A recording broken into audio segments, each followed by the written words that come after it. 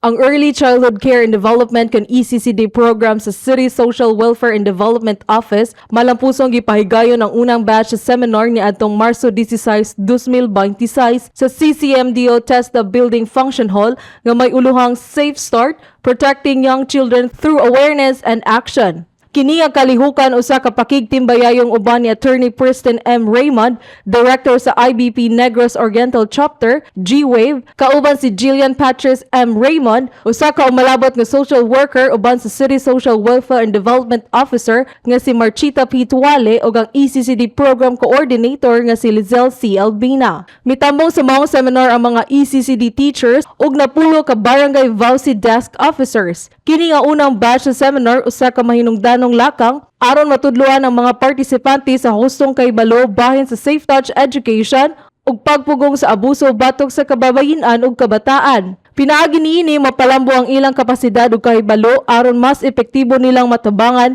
ug mapanalipdan ang mga batang biktima sa abuso. Gikan sa Media Bureau kini si Jonah May Bagaan, Ibayaw Baywan, kita ang Bayawan.